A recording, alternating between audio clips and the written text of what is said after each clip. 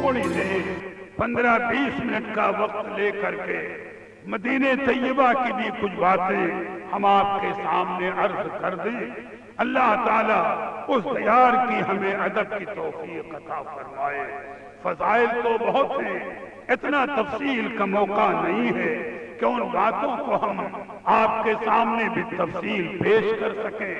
دیکھیں مدینہ طیبہ کے متعلق خود اللہ کے پیارے حبیب نے فرمایا کہ من زارا قبری وجبت لہو شفاعتی. میرے جس امتی مرد یا عورت نے میری قبر شریف کی زیارت کی اس کو میری شفاعت واجب ہو گئی.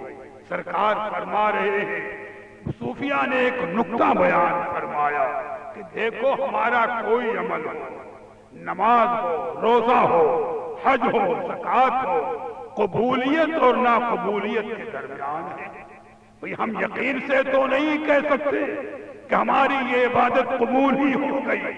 رب تعالیٰ اپنے کرم سے قبول فرما لے یہ اس کا کرم ہے، اور اگر وہ رد فرما دے شان بے نیازی سے یہ اس کا عدل ہے. لیکن شفاعت کے متعلق تو اللہ کے حبیب خود ضمانت دے رہے ہیں کہ جس میرے امتی نے میری قبر کی زیارت کی اس کو میری شفاعت واجب ہو گئی. تو اب شفاعت کی قبولیت میں تو کوئی شبہ نہیں ہے. لہذا اللہ توفیق دے چاہے حج سے پہلے اور چاہے حج کے بعد مدینہ طیبہ کی حاضری چھوٹنے نہ پائے.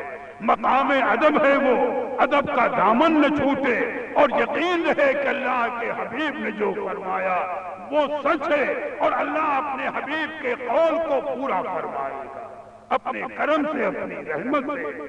اور پھر سرکار کی دوسری حدیث ہے کہ من زارنی بعد وفاتی کمن زارنی فی حیاتی.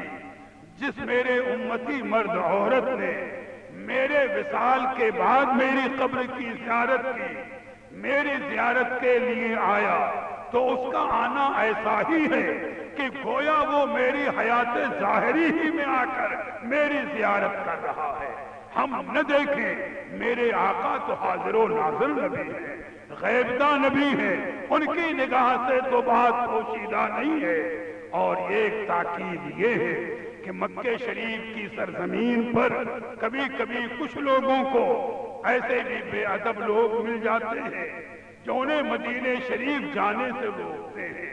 کہتے ہیں وہاں جا کر کیا کرو گے، وہاں کیا ہے، یہاں تو عرفات ہے، منی ہے، مزدلفہ ہے، کعبہ شریف ہے، مقام ابراہیم ہے، اور یہ ساری چیزیں ہیں. وہاں مدینہ شریف میں کیا ہے؟ میاں یہ بے ادب تو اندھے ہیں، نہ ان کے دلوں میں ایمان کا نور ہے نہ ادب کا نور ہے. یہ آخر ہے مکہ شریف ہو یا کعبہ شریف، میاں یہ کس کے صدقے میں ملا ہے؟ سب اللہ کے حبیب کا ہی تو صدقہ ہے کہ اللہ کے حبیب فرماتے ہیں، رب تعالیٰ فرماتا ہے کہ لولا کلمہ خلقت الافلاک. اے پیارے حبیب، اگر آپ کو پیدا کرنا منظور نہ ہوتا تو میں کسی مخلوق کو پیدا ہی نہ فرماتا. تو ساری کائنات کا وجود تو یہ صدقہ مصطفیٰ ہے. خانہ کعبہ ہو، مقام ابراہیم ہو، جملہ انبیاء و اولیاء ہو، سب کو اللہ کے حبیب ہی کے صدقے اور وسیلے سے وجود ملا. اسی کو اعلیٰ حضرت نے فرمایا بڑے پیارا شعر میں، ہوتے کہاں خلیل و بنا کعبہ و بنا، ہوتے کہاں خلیل و بنا کعبہ و بنا، لولاک والے صاحبی سب تیرے گھر کی ہے. میاں کعبہ شریف ہے تو یہ بھی نبی کا صدقہ ہے، منہ و عرفات ہے تو یہ بھی نبی کا صدقہ ہے. تو جس کے صدقے میں سب کچھ ملا، ہم اس کے در پر نہ جائیں، اس سے بڑھ کر ظلم اور بے ادبی کیا ہو سکتی ہے؟ اسی کو اللہ کے حبیب نے بھی فرمایا کہ من حج ولم یزرنی فقط جفانی. یعنی میرے جس امتی نے حج کیا اور میری زیارت کو نہیں آیا تو اس امتی نے مجھ پر ظلم کیا. سرکار فرماتے ہیں لہذا مدینہ طیبہ کی حاضری چھوٹنے نہ پائے. جو موقع میسر آ جائے، جو وقت میسر آ جائے، وہ رحمت للعالمین ہے. یقیناً اپنے غلاموں کی حاضری کو شرف قبول بالکل عطا فرماتے ہیں، اور وہاں جب حاضری نصیب ہو تو اتنا ذہن میں رہے، بس یہ 15 منٹ کی 10 منٹ کی گفتگو ہے کہ جس وقت آپ مدینہ طیبہ کی سرزمین پر پہنچیں تو اپنی قیام گاہ پر پہنچنے کے بعد وقت اور حالات کا جائزہ لے لیں، جیسا وقت میں گنجائش ہو، فضول کاموں میں نہ لگتے ہوئے وقت دیکھ کر سب سے پہلے غسل کریں، وضو کریں، پاکیزہ لباس پہنیں، اور جتنی جلدی ممکن ہو سب سے پہلے اللہ کے حبیب کی بارگاہ میں حاضری کے لیے چل پڑیں۔ پہلے مسجد نبوی شریف میں آئیں، وقت مکروہ نہیں ہے، موقع ہے تو پہلے 2 رکعت نماز تحیت المسجد ادا کریں، اور اس کے بعد پھر سرکار کے دربار میں حاضر ہوں اور صلاۃ و سلام کا نذرانہ پیش کریں۔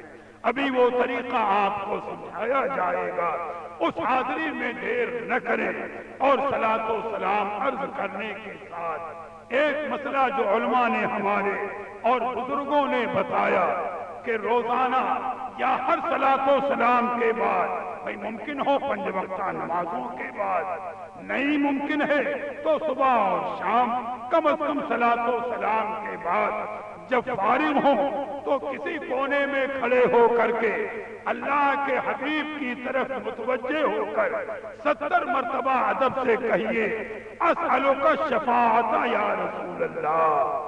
عربی میں یاد نہ رہے، ہماری ماں بہنیں بھی ذہن میں رکھ لیں تو اپنے اردو زبان میں کہہ لیجئے کہ یا رسول اللہ، ہم آپ سے شفاعت کی بھیک مانگتے ہیں۔